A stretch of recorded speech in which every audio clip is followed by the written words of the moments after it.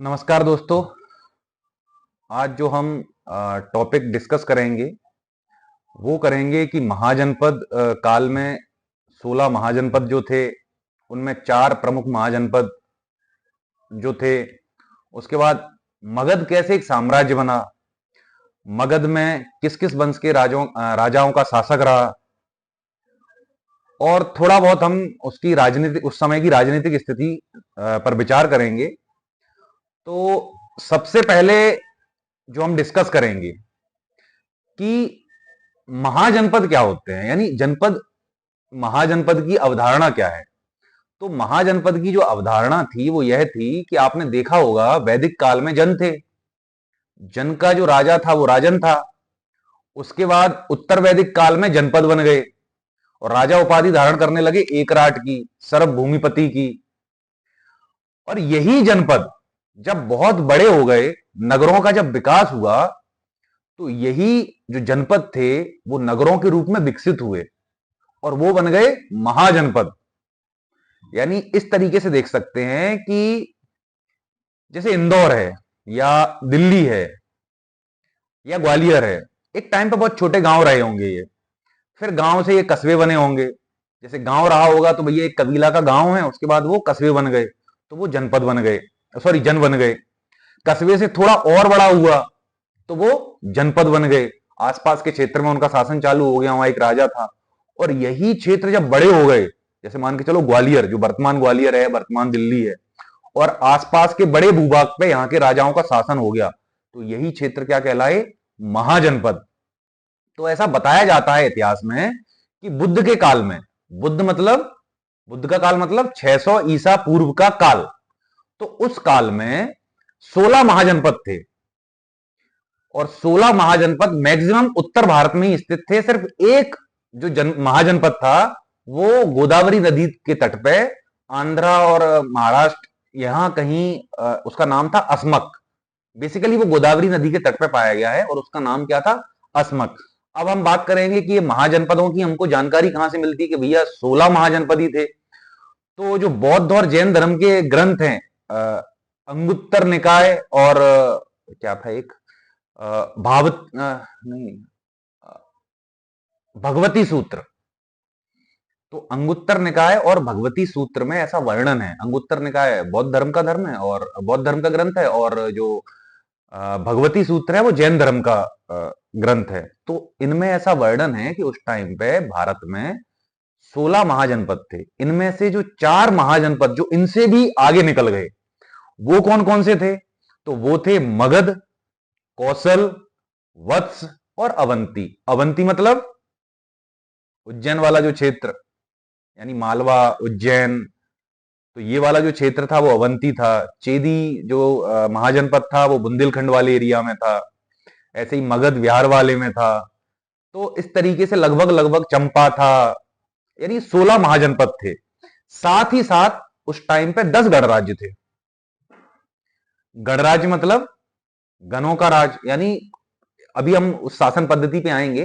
तो 10 गणराज्य थे और 10 गणराज्य में जो 8 गणराज्य थे वो बज्जी संघ में थे और 2 गणराज्य मल्ल संघ में। इस तरीके से टोटल कितने हो गए, 10। तो 8 वज्जी संघ और 2 मल्ल संघ। अब हम देखते हैं कि महाजनपदों के उदय के कारण क्या रहे। तो एक एक करके हम इसके उदय के कारणों का डिस्कशन करेंगे अच्छे से, क्योंकि आजकल जो क्वेश्चन आते हैं वो जो 5 मार्कर जो हो गया है वो बहुत एनालिटिकल क्वेश्चन हो गया है। तो हमको बेसिकली उन कारणों में बहुत अच्छे से डिस्कशन करना पड़ेगा। तो सबसे पहले तो हम देखेंगे कि लोहे का व्यापक उपयोग, महाजनपदों के उदय में लोहे का व्यापक उपयोग बहुत मुख्य भूमिका निभाई उसने। क्यों निभाई, क्योंकि लोहे का व्यापक उपयोग हुआ, मैदानों से पेड़ काट दिए गए तो खेती का विस्तार हुआ। खेती का विस्तार हुआ तो अधिशेष की उत्पत्ति हुई, यानी अनाज ज्यादा उत्पन्न हुआ, और जो अधिशेष था उससे क्या हुआ, लोगों ने व्यापार करना चालू किया, आर्थिक क्रियाएं प्रारंभ हुई, कर प्रशासन प्रारंभ हुआ। तो इन सभी ने मिलकर एक तरीके से एक ऐसी उस टाइम पे स्थिति बनाई कि नगरों का उदय हुआ। और नगरों का उदय हुआ तो यही जो जनपद है वो नगरों के रूप में, महाजनपद के रूप में, यानी कि राजधानी बने किनकी, महाजनपदों की। तो इस तरीके से लोहे के व्यापक प्रयोग के द्वारा महाजनपदों का उदय हुआ। सिर्फ ये एक कारण नहीं है, ये सिर्फ एक कारण है, लेकिन अकेला एक कारण नहीं है, और भी कारण है जो हम अभी डिस्कस करेंगे। फिर दूसरा कारण हम जो देखते हैं कि नगरों के उदय होने से, अब आपको यह तो समझ में आ गया कि लोहे के व्यापक प्रयोग से नगरों का उदय हुआ। अब हम दूसरा कारण देखेंगे कि नगरों के उदय से क्या हुआ, जो जनसंख्या का केंद्रीकरण है वो एक जगह पे हुआ। जनसंख्या का केंद्रीकरण जब एक जगह पे हुआ तो वहां पे शिल्प व्यापार को प्रोत्साहन मिला। जैसे हम शहर देखते हैं, शहर में आप देखेंगे, आप अगर कोई बिजनेस गांव में करना चाहें और वही बिजनेस आप शहर में करेंगे तो शहर में आपका प्रॉफिट 100 गुना बढ़ जाता है। क्यों? क्योंकि जनसंख्या ज्यादा है, आपके पास बाजार ज्यादा है। तो नगरों के उदय से क्या हुआ, महाजनपदों का उदय हुआ। क्यों? क्योंकि जब शिल्प व्यापार को उन्नति मिली, इनमें वृद्धि हुई, तो राजा ने कर वसूला। अब राजा ने कर वसूला तो उसके पास स्थायी सेना हुई। स्थायी सेना हुई तो उसने साम्राज्यवाद की अवधारणा लागू की। बोले एक काम करो, इस शहर पे आक्रमण कर दो, इसको भी अपने में मिला लो, इस शहर पे आक्रमण कर दो, इसको भी अपने में मिला लो। तो इस तरीके से महाजनपदों का उदय हुआ। फिर हम देखते हैं कि जब क्या बोलेंगे, जैन धर्म और बौद्ध धर्म, इन्होंने बड़ी महत्वपूर्ण भूमिका निभाई महाजनपदों के उदय में। क्योंकि बेसिकली इन धर्मों ने जो अपना प्रचार प्रसार किया ना, वो नगरों में किया। क्योंकि ये धर्म के संगठित स्वरूप पर ध्यान देते थे, और संगठित स्वरूप गांव में तो हो नहीं सकता कि दो आदमी इस गांव में चले जाओ, दो आदमी इस गांव में चले जाओ, वहां जाके अपना संघ बनाओ। तो इन्होंने क्या किया, शहरों में अपने संघ बनाए, शहरों के आसपास या शहरों में। और इससे क्या हुआ कि शहरों में जो आर्थिक गतिविधि है उनको बढ़ावा मिला। बढ़ावा मिला तो शहरों का विस्तार हुआ। विस्तार हुआ तो अब जब शहरों का विस्तार होगा तो सीधी सी बात है, फिर व्यापार वाणिज्य बढ़ेगा। यानी एक चक्रीय साइकिल, यानी एक चक्रीय गतिविधि चल निकली, और इस तरीके से नगरों का उदय हुआ और महाजनपदों का उदय हुआ। तो अब हम शॉर्टकट में पढ़ेंगे कि महाजनपद के उदय के कारण क्या क्या रहे। सबसे पहले लोहे का व्यापक प्रयोग, दूसरा शिल्प व व्यापारियों का केंद्रीकरण, यानी लोहे के व्यापक प्रयोग से क्या हुआ, नगरों का उदय हुआ। नगरों में शिल्प और व्यापारियों का केंद्रीकरण हुआ। उसके बाद अधिशेष उत्पादन जो था और जो व्यापार वाणिज्य था, उससे कर प्रणाली विकसित हुई। तो उससे फिर क्या हुआ, राजकोष में वृद्धि हुई। राजकोष में वृद्धि हुई तो एक स्थायी और बड़ी सेना का गठन हुआ, और जब सेना का गठन हुआ तो साम्राज्यवाद की अवधारणा प्रारंभ हुई। अब साम्राज्यवाद की अवधारणा प्रारंभ होगी तो जो जन और जनपद थे वो धीरे धीरे बढ़ के महाजनपद बन गए। और साथ ही साथ बौद्ध धर्म और जैन धर्म का उदय इसी टाइम पे जो हुआ था, तो उन्होंने भी महाजनपदों के उदय होने में एक महत्वपूर्ण भूमिका निभाई थी। अब हम देखते हैं कि मगध साम्राज्य के उद्भव के कारण क्या रहे, उत्कर्ष के कारण। यानी 16 महाजनपद थे, लेकिन आप देखते हैं कि जब हम इतिहास पढ़ते हैं तो मगध साम्राज्य के बारे में पढ़ते हैं, उसके राजाओं के बारे में पढ़ते हैं, लेकिन बाकी महाजनपदों के राजाओं के बारे में इतिहास में उतना वर्णन नहीं। क्योंकि मगध ने क्या किया, साम्राज्यवाद का पोषण किया, और धीरे धीरे मगध साम्राज्य पूरे उत्तर भारत में और लगभग लगभग दक्षिण भारत में फैल गया। तो मगध साम्राज्य के उद्भव के कारण क्या रहे, तो सबसे पहले हम देखेंगे कि यानी जो मगध था और मगध की जो राजधानियां थी, उनकी भौगोलिक स्थिति। आपने देखा कि मगध बिहार और यानी आधुनिक बिहार और झारखंड वाला जो एरिया था, तो वो जो भौगोलिक स्थिति वो उसके लिए बड़ी अच्छी थी। क्यों अच्छी थी? लोहे की खदानें थी, कोयले की खदानें थी, बहुत जंगल था। अब उस टाइम पे चलो कोयला खदान से नहीं निकाला जाता था, लेकिन जंगल में लकड़ी तो थी, तो उस लकड़ी से कोयला बनाया जाता था। कोयला बना के लोहे को पिघलाया जाता था, उसके औजार बनाना आसान थे। फिर दूसरा, जो उसकी दो राजधानियां थी, पहले क्या थी, राजगृह। राजगृह पहाड़ियों से घिरी हुई राजधानी थी, तो शत्रुओं के आक्रमण से उसको एक प्राकृतिक सुरक्षा मिल जाती थी। जो दूसरी राजधानी थी पाटलिपुत्र, जिसकी स्थापना उदयन अजातशत्रु के पुत्र ने की थी, तो पाटलिपुत्र क्या थी, गंगा और सोन के क्या बोलते हैं, मुहाने पे थी। मुहाना नहीं बोलेंगे उसको, यानी गंगा और सोन जहां पे मिलते हैं ना, उसके आसपास थी। तो वो बेसिकली देखा जाए तो नदियों से घिरी हुई थी। तो एक तो क्या हुआ कि व्यापार वाणिज्य बड़ा आसानी से हो जाएगा, क्योंकि भूमि उस टाइम पे रास्ते इतने डेवलप नहीं थे, लेकिन नदियों के माध्यम से, नावों के माध्यम से क्या होता था, व्यापार वाणिज्य होता था। साथ ही साथ अब जैसे नदियां उनको दोनों तरफ से घेरी हैं, तो उसको एक प्राकृतिक सुरक्षा मिल गई। तो ये तो हो गया भौगोलिक अवस्थिति, यानी जहां पे मगध जो महाजनपद था, जो मगध का मेन राजधानियां थी पाटलिपुत्र और राजगृह, तो उनकी अवस्थिति कारण बड़ा फायदा हुआ उसको। अब फिर हम दूसरा देखते हैं कि मगध का सैन्य संगठन बड़ा शानदार था।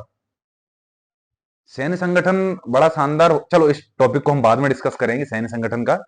फिर हम देखते हैं कि स्वतंत्र सामाजिक वातावरण वातावरण जो मगध साम्राज्य में जो लोग थे वो कर्मकांडी नहीं थे ज्यादा, क्योंकि इसी समय पे बौद्ध धर्म और जैन धर्म का प्रसार हो रहा था बहुत अच्छे से। तो लोग जैन धर्म और बौद्ध धर्म की तरफ मुड़ गए थे। लोगों ने जैन धर्म और बौद्ध धर्म ग्रहण करना चालू कर दिया था। तो लोगों की जो विचारधारा थी बड़ी खुली सोच की हो गई थी।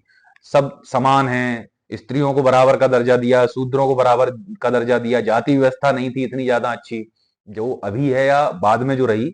जाति व्यवस्था इतनी थी नहीं उस टाइम पे। तो समानता स्वतंत्रता के जहां विचार होते हैं वहां ऑटोमेटिक वो राज्य विकास करता है।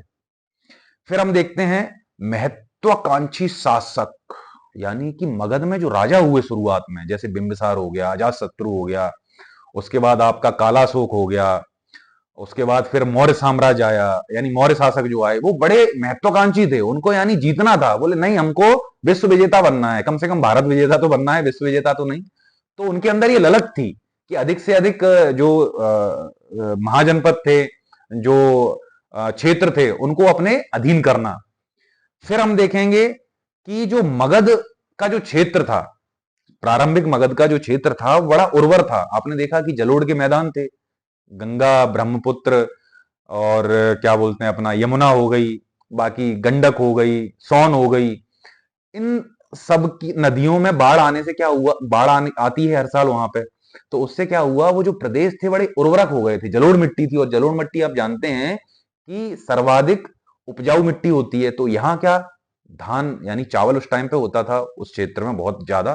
तो चावल की खेती अच्छी हुई, उत्पादन अधिक हुआ, तो अधिशेष की स्थिति हुई। अधिशेष की स्थिति बनेगी तो क्या होगा, व्यापार वाणिज्य बढ़ेगा, राजा अपना कर का भुगतान लेगा, तो राजकोष में वृद्धि होगी, स्थायी सेना का विकास होगा, स्थायी प्रशासन का विकास होगा, किला बनाएगा, महल बनाएगा, सुरक्षा दीवार बनाएगा और साम्राज्य विस्तार करेगा।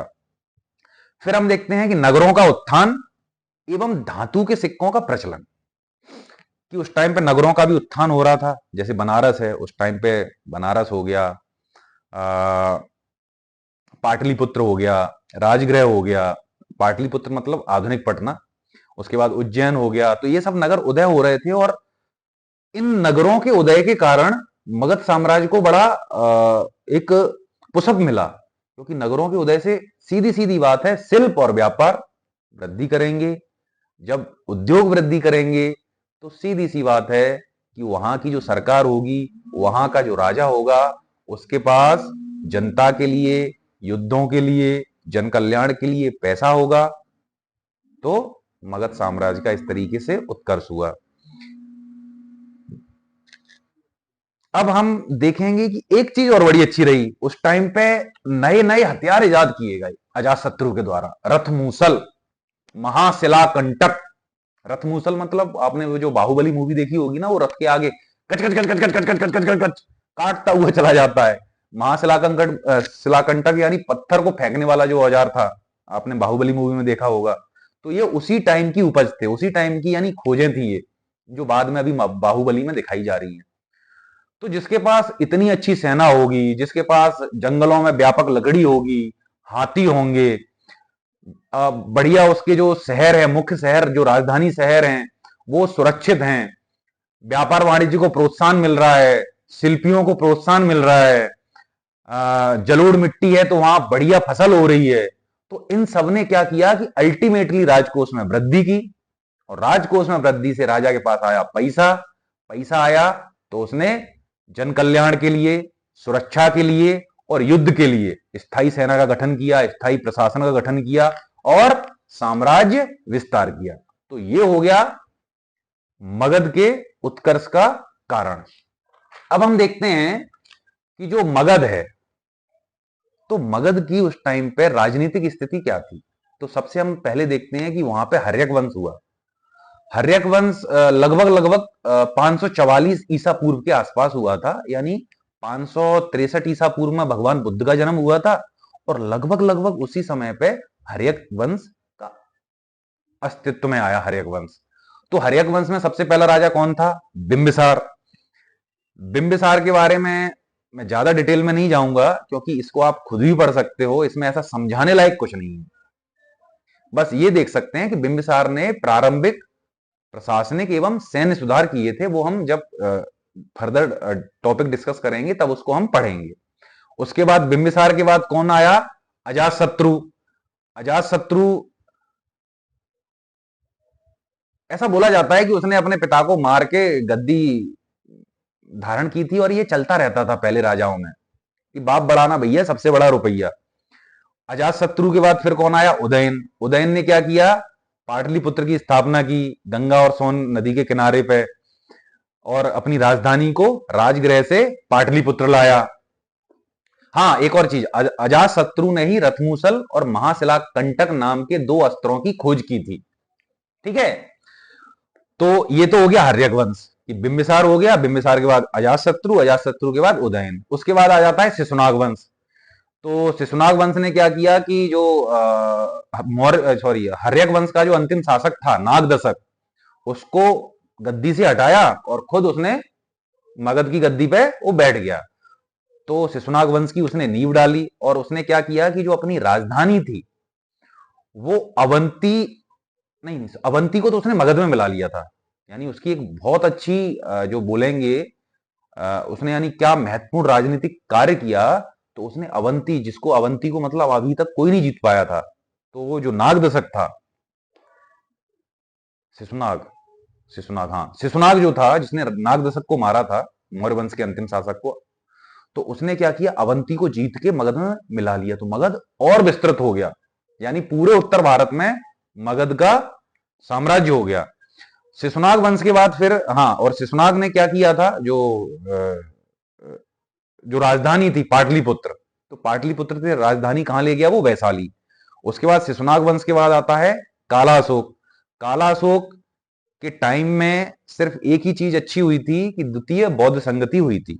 ठीक है, पहली बौद्ध संगति किसके टाइम पे हुई थी? अजातशत्रु के टाइम पे, और द्वितीय बौद्ध संगति किसके टाइम पे हुई थी? काला अशोक के टाइम पे। कहां पे हुई थी? पाटलिपुत्र, क्योंकि इसने फिर से, नहीं नहीं, हुई थी वैशाली में, लेकिन इसने राजधानी बाद में पाटलिपुत्र बना ली थी। उसके बाद फिर आता है नंदवंश। नंदवंश में कौन थे? सबसे पहले महापद्म नंद। उन्होंने क्या किया था भैया? कलिंग को जीत लिया था। एकराट की उपाधि धारण की। एकराट, एकराट मतलब उपाधि का नाम था राजा का। और ऐसा बोला जाता है कि इनकी सेना में 6 लाख सैनिक थे, जो वर्णन वर्णन किया है उस टाइम के इतिहासकारों ने, जो सिकंदर के साथ आए थे। उसी टाइम पे सिकंदर ने भारत पे आक्रमण किया था।